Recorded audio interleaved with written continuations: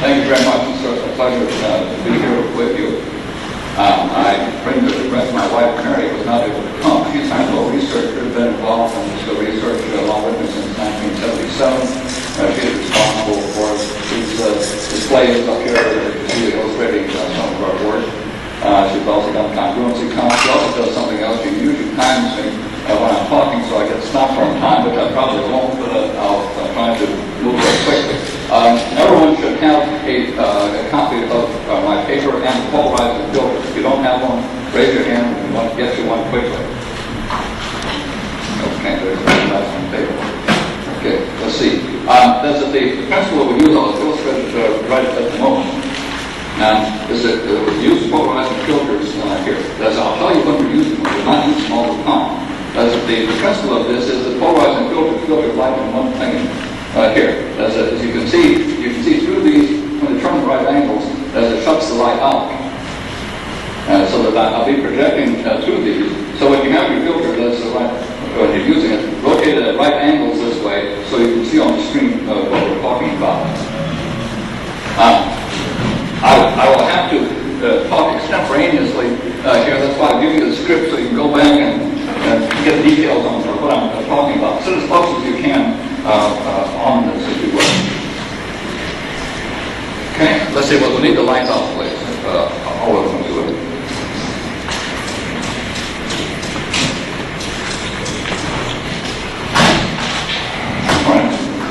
Without a knowledge of the Shroud of Turin, many of the developments in our revision and history and I'm getting some feedback here.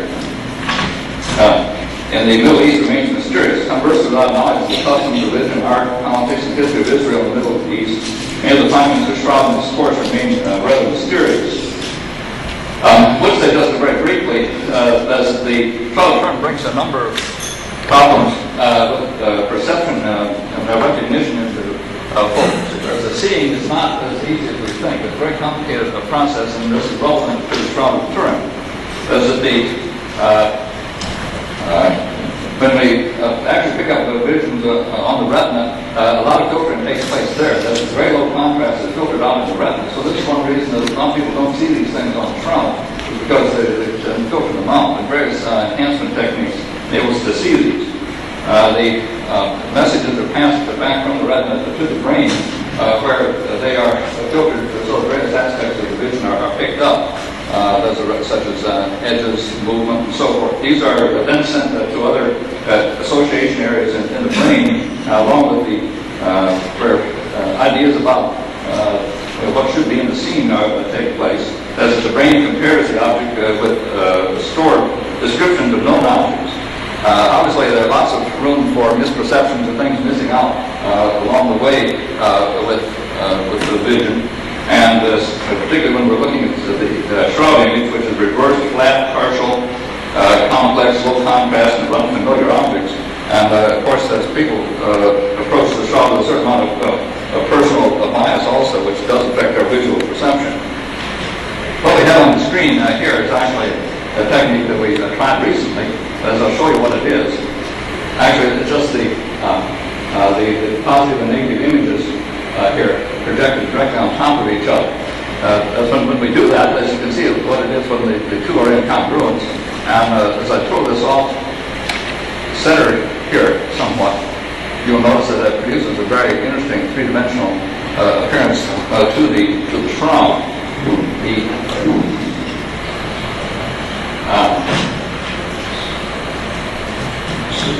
The importance of this is not only to give us a rather striking different appearance, it does help enhance a number of the objects, such as the coin over the eyes that we'll see, the box here, which we feel is phylactery, and actually we can pick up some flower patterns here.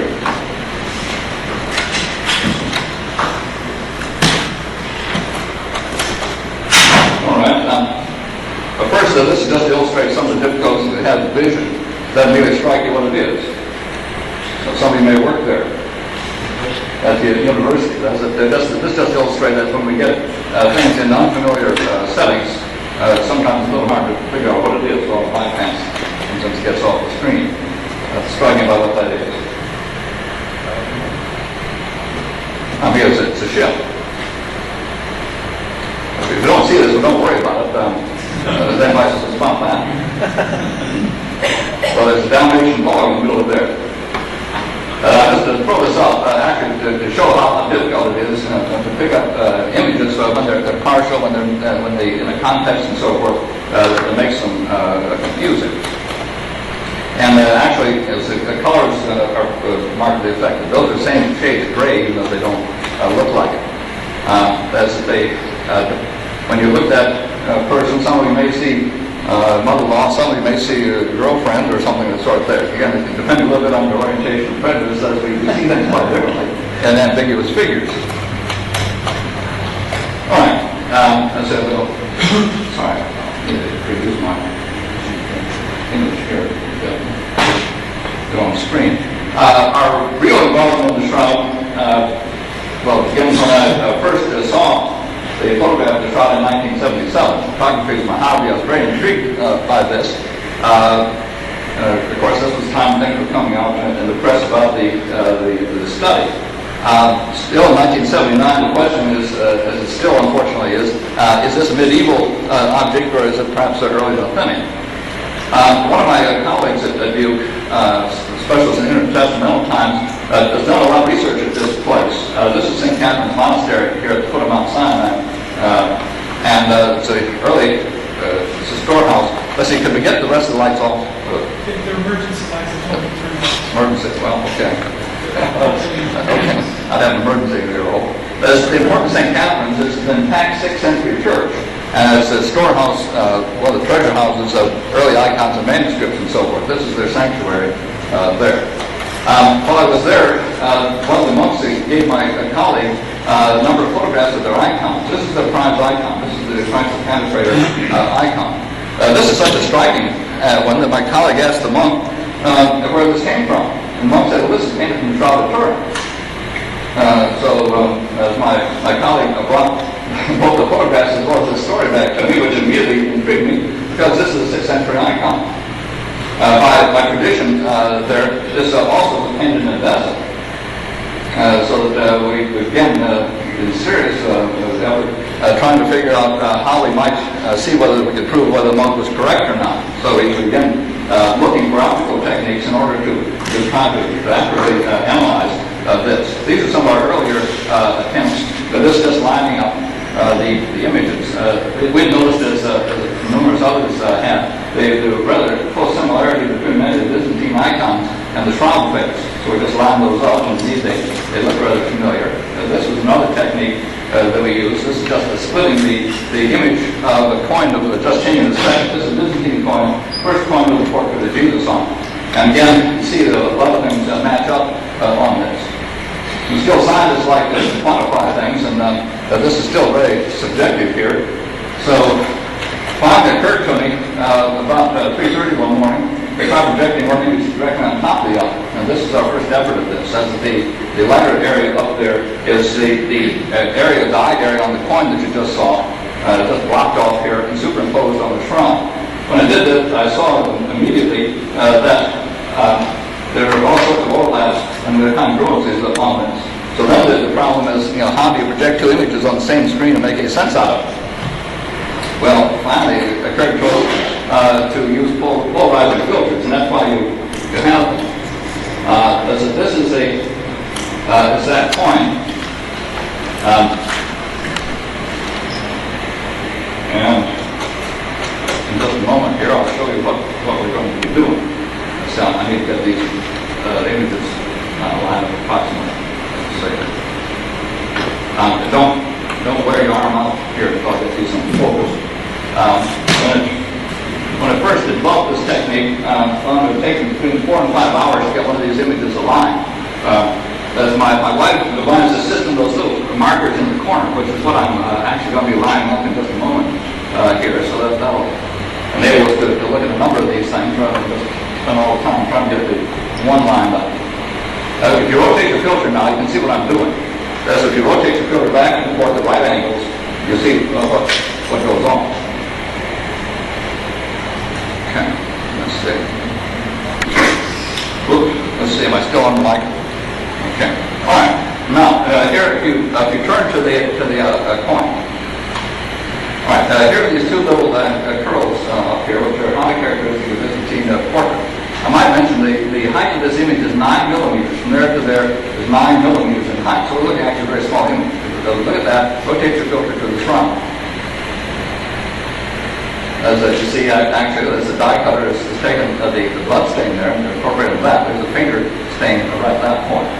The eyebrows are on well. If you look at the Shroud image, here's another blood stain right here. You rotate your filter and see what the die cutter done with that. So you incorporate it exactly into the hair. Use this one to filter on the leaf. Alright, the nose on the coin has been damaged. If we look down, the lips are on pretty well here. Here's a little mark off the side of the mouth on the coin. Rotate your filter and you see how that matches up with the spot over there. If you look on the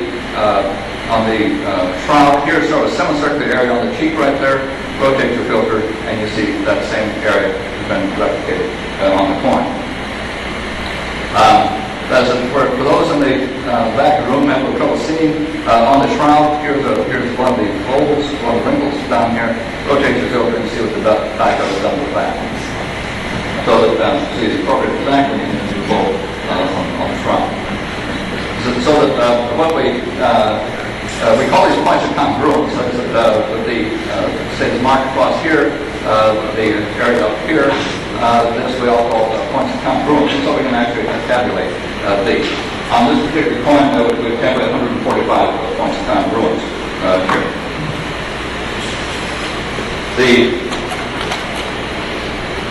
Let's see, this one will take a moment to get this aligned here.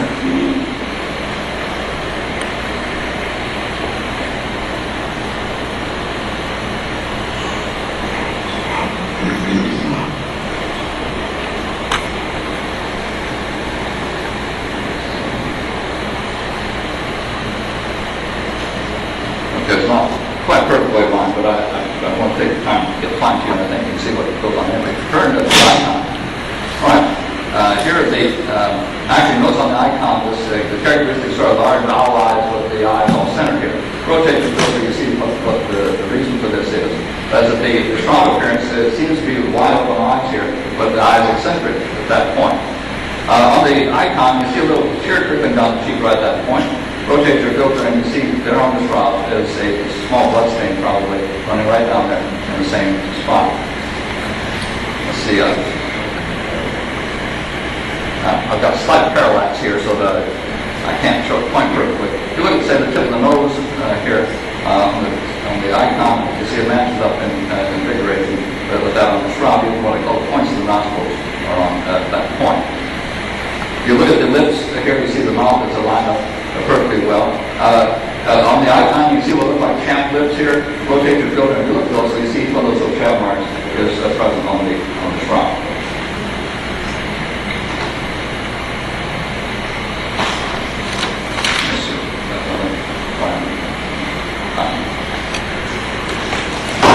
The other things that we see here, for instance, if we look off in the periphery on the icon, here you see here in the nimbus or the halo up here, these lines extending across here. Rotate your filter there, and you see that the die cutters pick up the lines out there extending out that way. You notice on the icon here, these little dots here, looks like a little leaf pattern there. Rotate your filter, they're not quite lined up, but each one of those little dots matches up with something on the shrine. So that what we have here is a incredibly accurate icon derived from the shrine. The reason we get this incredible accuracy in the Orthodox Church, icons have the same status as Scripture. So particularly when you're making an icon of the divinity, as you follow your example does it exactly as possible here. Otherwise, you'll be violating the second commandment. The rationale is that as long as this was divine order, as long as you're copying the divine image, that then you were not actually violating the second commandment. So that they follow as exactly as possible. And so we wind up with these incredibly accurate images. Here, this one was produced in 550 AD. This shows how we tabulate the points of congruence on it here. So we simply put a plastic sheet over here, and we go through about each one of those points of congruence that we see. Actually, at this point, we've calculated over 250 points of congruence between the Panther icon and the Shroud. This actually is the most accurate non-photographic production from the Shroud that we've found thus far. The criteria that we use for this, since we've not been able yet to have a statistician determine p-values for this, we use the forensic criteria. In the court of law, 14 points of congruence is sufficient to establish identity of the fingerprints of monotypic images of fingerprints for facial features. 45 to 60 points of congruence is sufficient to establish same facial origin. So 65 will do, we've got 250 on this. So I take this to court anyway with confidence I can prove that this icon image is taken directly from the Shroud. The incredible fidelity on this would indicate the die cutter is looking directly at the Shroud in order to produce these types of images. I'm shifting the polarizer off here for a minute. Let's see. So I get back in focus here. This is just to illustrate the use of the image. I'm just going to give a very brief review of the Mendelian here, which accounts for the presence of this image. This just shows the Shroud blocked off what you would get with folded A thickness, as was mentioned yesterday. That's the face in the circle like that. We got intrigued thinking there's such accuracy on this that maybe we might find out some interesting things about the Mendelian from this. And we're looking at it for a while, I noticed running right around there, up there, right around there, a ring. And we think that since that, you don't see it, I'll put the arrows on it so you can see what I'm talking about there. This is the outline. This we feel that they've accurately reproduced the opening of the Mendelian on this. So I think that we have an accurate representation from this. Of course, ours is filled in with other things, but it has also produced the opening of the Mendelian on this particular icon. This just shows in others, St. Catherine's icon. This was produced in 945, illustrating the arrival of the Mendelian in the desert. So this is Thaddeus bringing to Edgar V here the Mendelian image. Just to show that this is a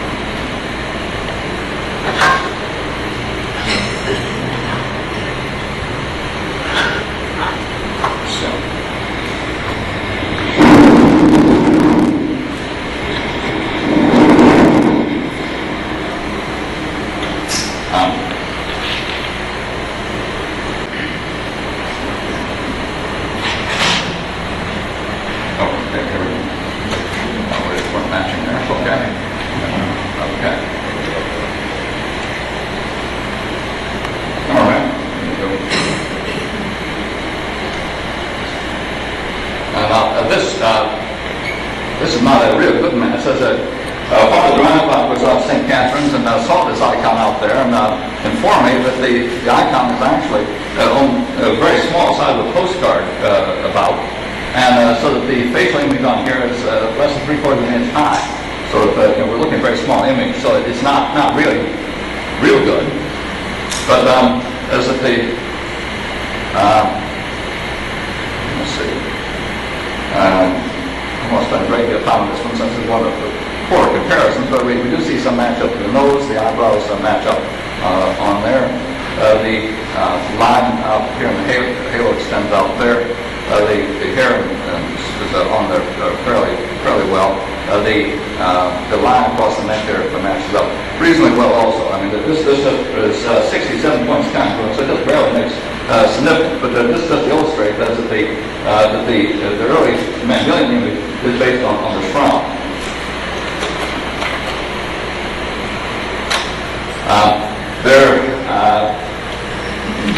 Father Whanger sent me a very interesting paper, which from some of his observations, as that suddenly in Byzantine empires between 548 and 550, the image of Christ very suddenly started appearing in most of this is in the St. Catherine's Monastery. This is a mosaic in the apse there. This is the face there.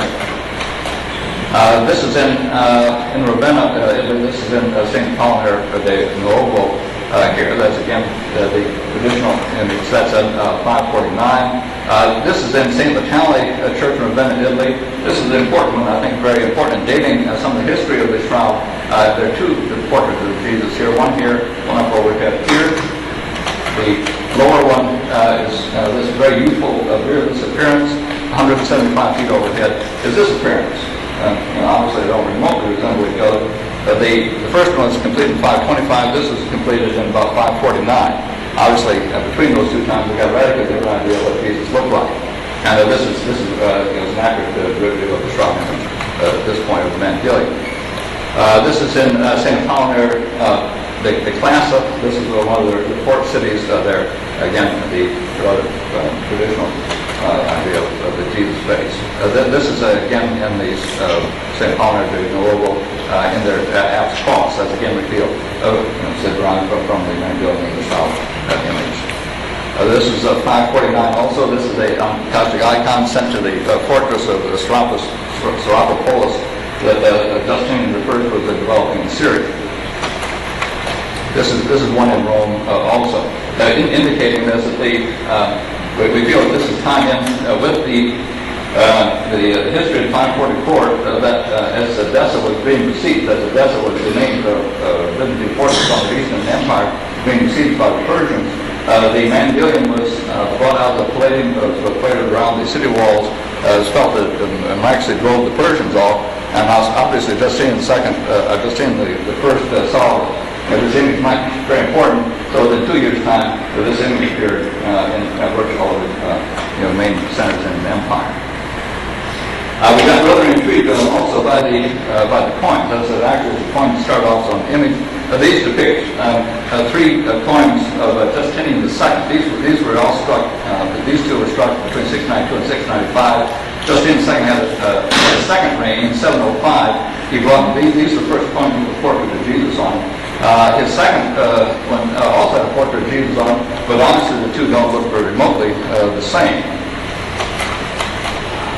This is a premises of Justinian II, which was found fairly recently, and I want to show you this one.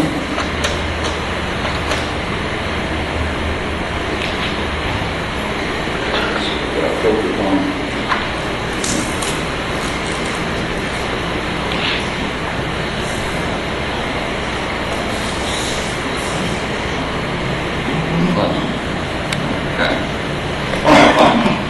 Way to turn use your filters now. As if you look at the coin, this is a so-called premises coin. As the head image here is 8.5 millimeters in height. It's a very good-looking coin. But let's look, say, at this area right here. Rotate your filter to the shroud and see what you see. Matches up there. This little area right across this little bridge here, rotate your filter, that matches up exactly what's on the shroud at that point. This little area coming out right here is perfectly matched from the shroud at that point. As we look at the eyes here, that's the background. On the image here, this is the opening of the Mandelian, by the way. As I put the coin images and the phylactery here, so that gets in the way a little bit of a scene that's clearly. If you say, look at the blood stain over here, see it's exactly replicated there. Actually, that's the ray staining out here. You see matches up right at that point. The fold on the collar is exactly replicated. The whiskers are accurate down here. So what we have here is an incredible, accurate, direct copy of the shroud in 692.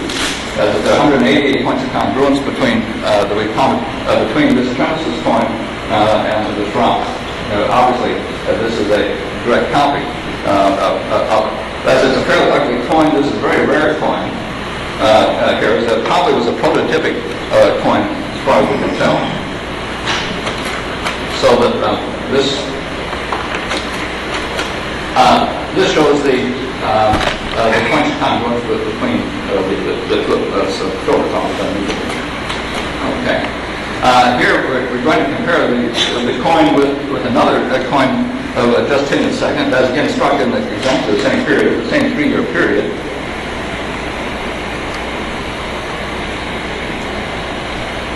Okay. I'm sorry, is that a question?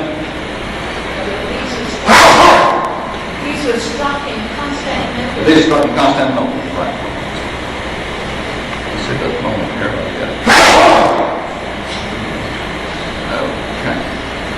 All right, let's see.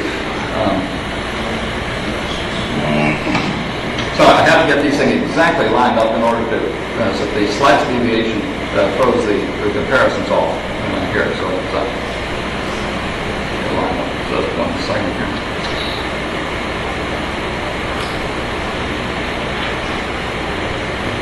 Well.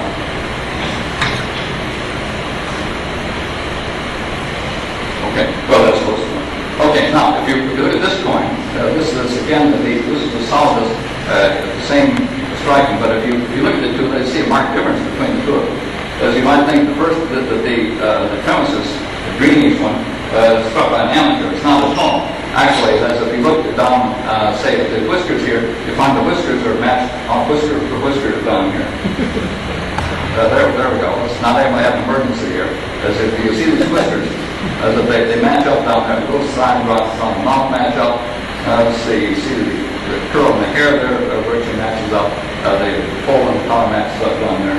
These were struck by the same die cutter. As if they're the phenomenal die cutter in the Byzantine Empire at this point, producing these incredible coins. These coins actually numismatic icons, which is why we have this incredible image on it here. So here we, as the gold coin here, there are 145 points of congruence with that and the Shroud image. So these are obviously both taken from it.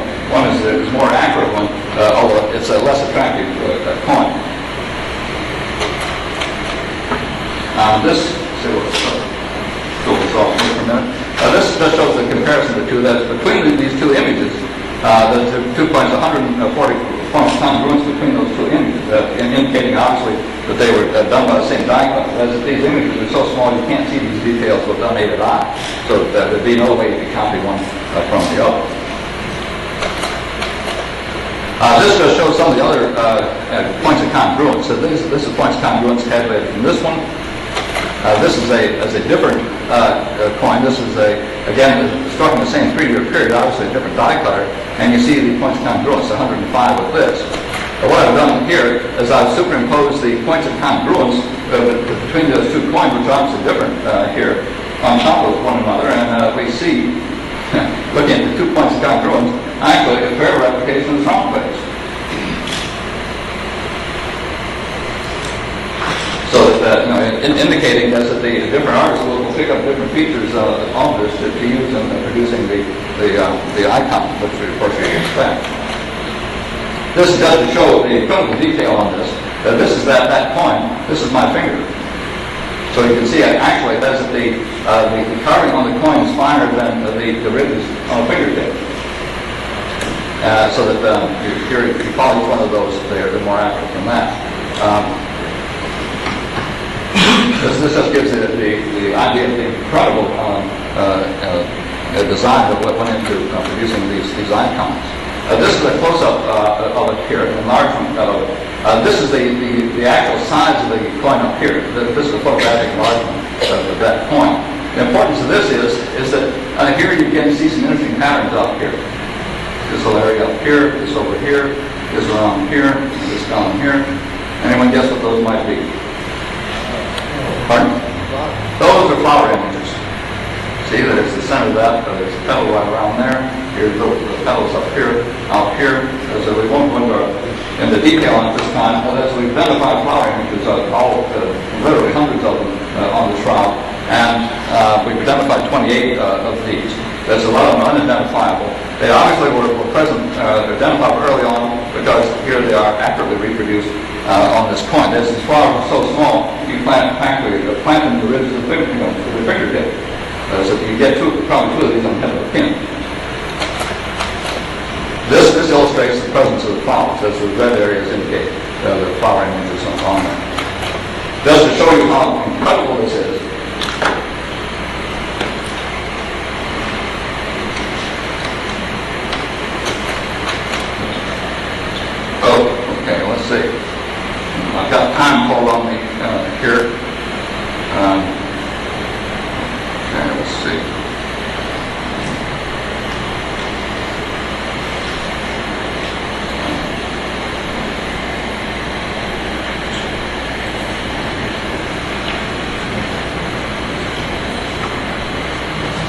Okay, that's here. That's a return to the coin.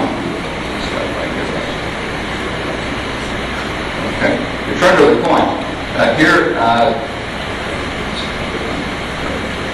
if you see here on the coin, here's one of the flower images. Rotate to the shroud, and you see it sitting right on top of some of the flower images right there. So I haven't got this quite lined up. My time's running out. I don't want to take further time. But you can see here, here's one of the rays standing out here. Here you see on the shroud, and matches up with the images on the shroud extending out in that same area, out there. This is on the other side.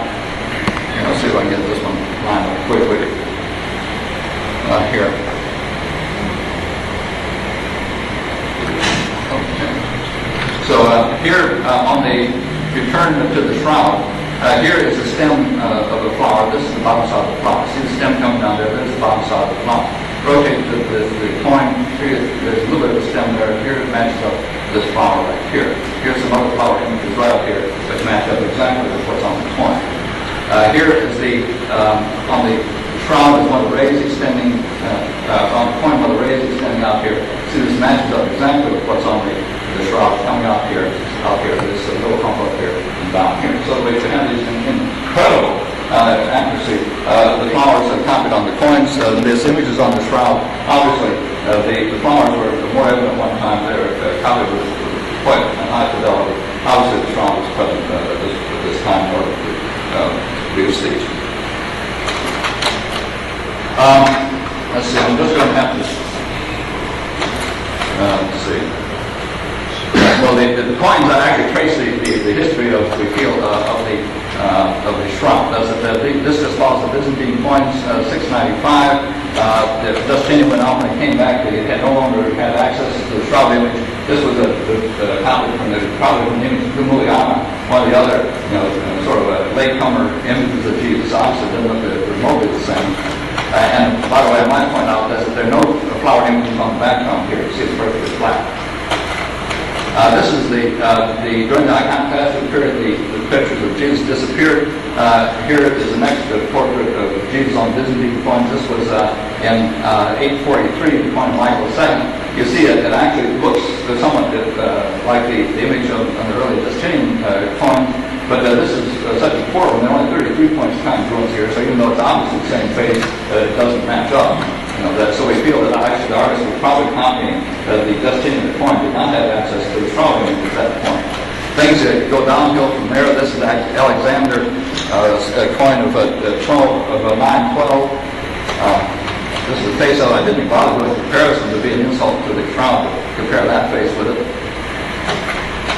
However, this is the coin of Constantine VII in 945, highly accurate. Obviously, they had access to the shroud, to the Translating image again, which was brought to Constantinople the year before. This is 90 points of congruence. Obviously, they had access to it. We're using this again as the basis for their coin. Which coin is that? Pardon? That's the coin of Justinian VII, gold solids. Okay. I'm going to show here. I'll just have to bypass this. This is the Siderium of Oviedo. That's it there. Let's see. I'll show one here. This is incredible. That's it. There are in the Gospel the face cloth quoted by the Cells is mentioned. There's been a lot of controversy about what that was. That's that there is in Oviedo, Spain, the cathedral there. This piece of cloth that's called the Siderium of Oviedo, or this is the traditional face cloth of Christ. This is the blood stains on it, but no image such as on the shroud. This is what I've done is matched up the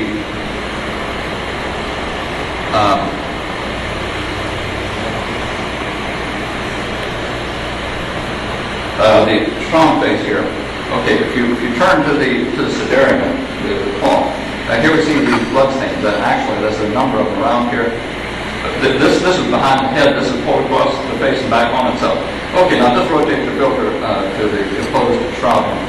Up here we see this blood stain right here. Matches up with that blood stain right there. There's heavy blood staining down here around the stand. Some of that matches up down there. We see some of the blood stains matching up down there. The ones down in the beard down here match up. There are small ones over here that match. There are ones down here that match. Actually, we can tell if you look at the area here on the shroud where there's this gap around here, that the blood stains that run across that area, indicating that the chin band is not on its time of severian zone. This cloth was often put on immediately after the cross was taken down. It was put across the face. Was obviously not on later on, because here we see the evidence of the chin band on here. So that this face cloth is separate. There are I won't show you the back side of it. There are 130 congruent blood stains we counted between the severian vulgato and the shroud, indicated obviously they're in touch with the same individual here.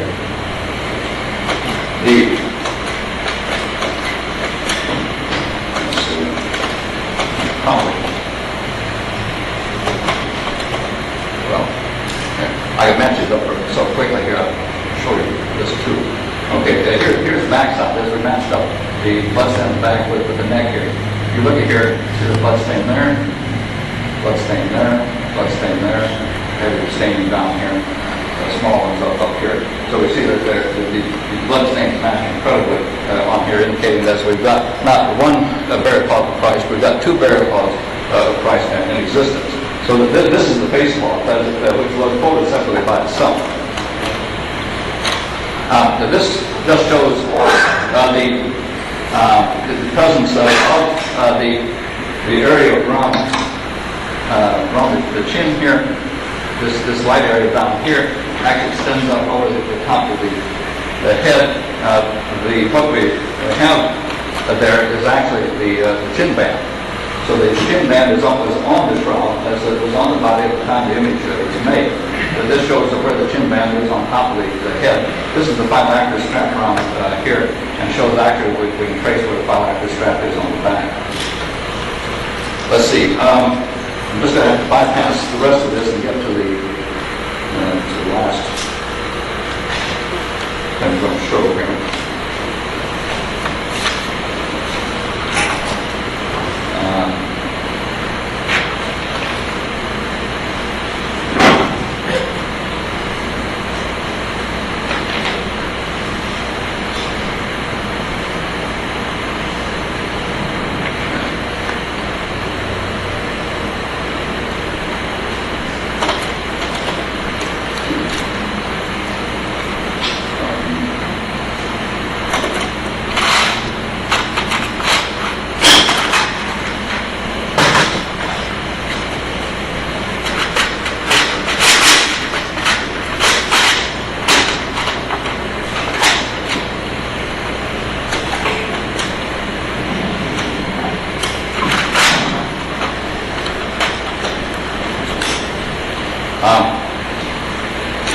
What I'm showing here is actually the synagogue of Dura-Ropus. This is a rather remarkable finding. Dura-Ropus is a small town in Mesopotamia. Here, that was buried in 256. It was excavated in 1932. They dug up a Jewish synagogue, largely intact, and an early Christian house church. The synagogue was covered with magnificent frescoes. The two pictures on the left there are taken from the various figures in the Dura-Ropus synagogue. I'll just run through these here. This just shows you the comparison of some of these.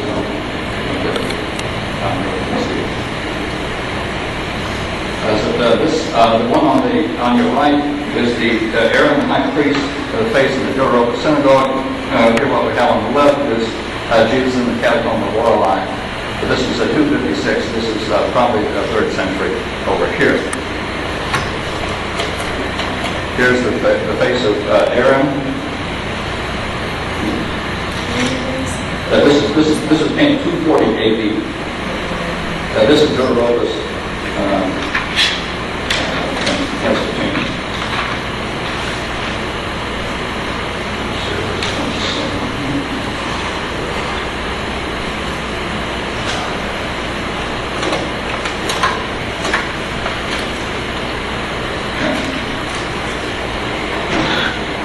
This is just to show the influence of the Shroud image.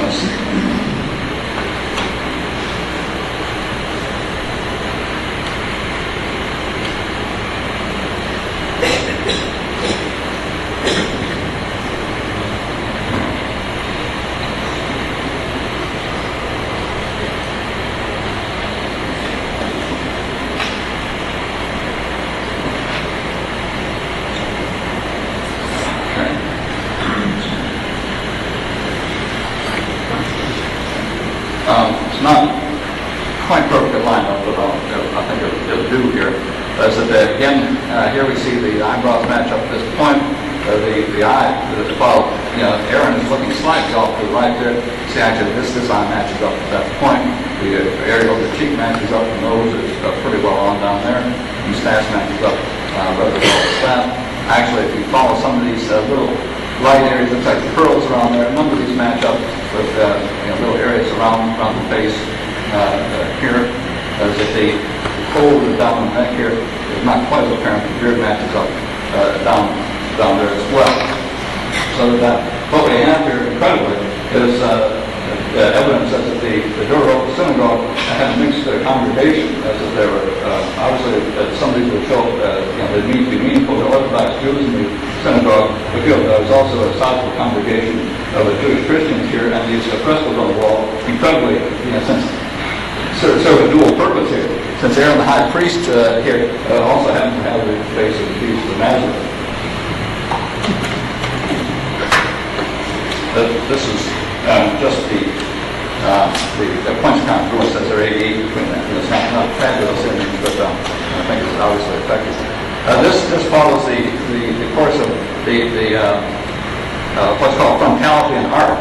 Suddenly the art style appeared in the Middle East, in which the gods shifted suddenly from the traditional profile to full frontality, such as we see here. This very rapidly spread through the Middle East.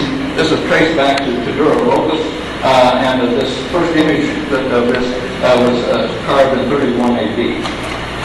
This just shows us through these portraits up there. Here's Zeus Kyrios here, suddenly looking out frontality. This means that the head is face forward, irrespective of what else is going on in the scene here. Here's the face of Zeus Kyrios of Belshazzar and Dura Locus, carved 31 AD. And if you're wondering where that came from,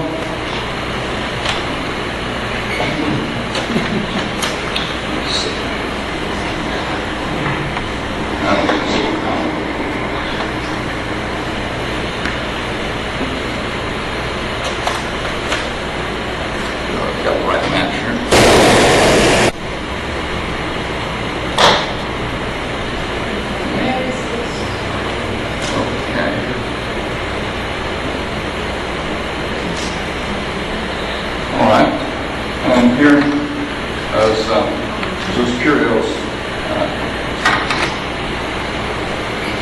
I'll get these lined up. Here we find the eyes, large staring eyes here. The nose matches up down here. The stash matches up rather nicely down here. The line across the neck matches up down here.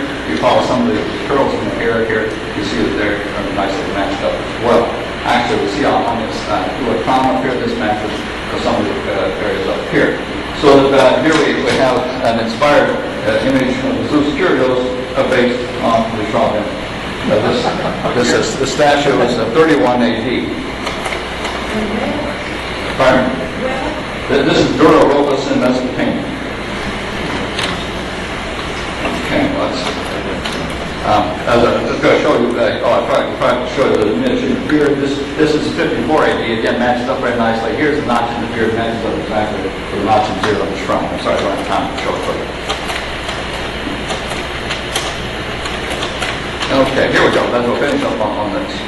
Okay, here are the coins or the eyes here. That's the image that you've seen before. This is focusing in on the eye area here.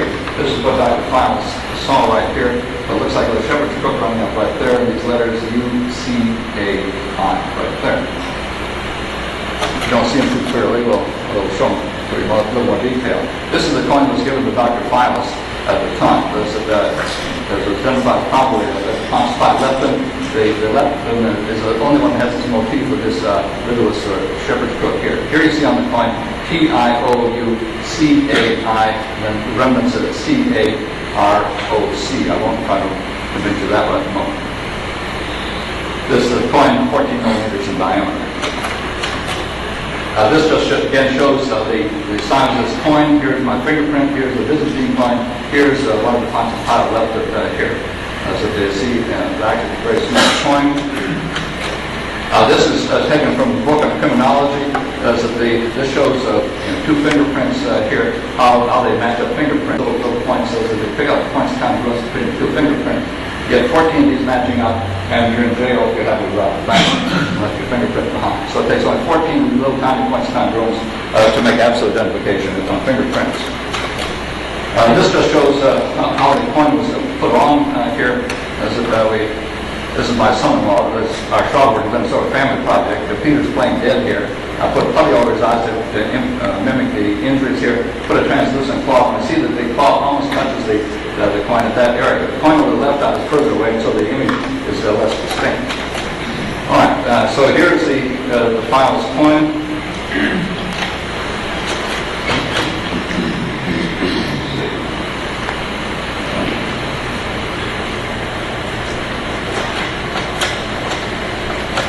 Okay. Now,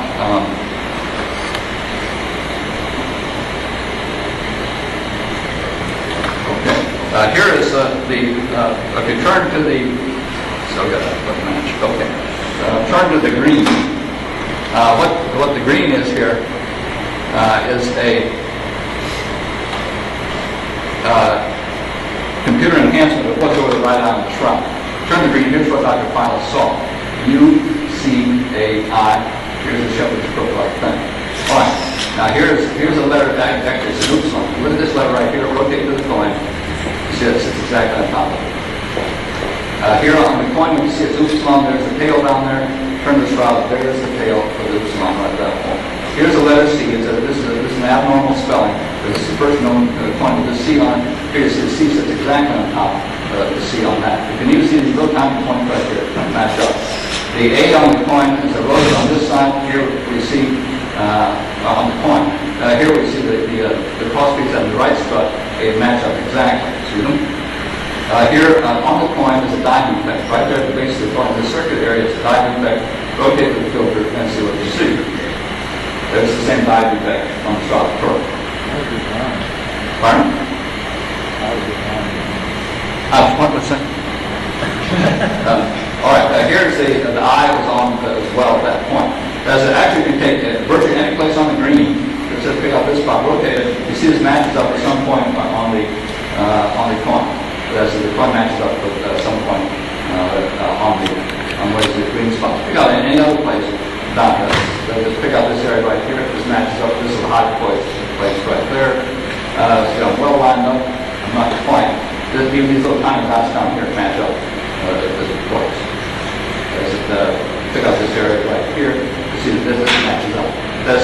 Actually, we'll pick out the green here. I matched up every one of these little points here. That's including even little dots around here, and matched them up with the shroud. As you can see, this area down here. Went through and matched every these irregular spots you see on the green here with the coin. And here's the result. This shows the area there. Here are the points of congruence. We counted 211 points of congruence between this coin. Yeah, okay. This inclusion here. This shows the points of discrepancy. There is the coin image over the right eye of the shroud, which matches up incredibly with the moon of the coin. Pontius Pilate. This is struck in 29 AD. This coin of left eye also struck only in 29 AD. So we feel that we have positive evidence that there indeed our coin image is over there. These are produced by a process similar to coronal discharge, indicating that the shroud originated between shortly after 29 AD. So I have to stop at that point with many thanks and apologies for running over something.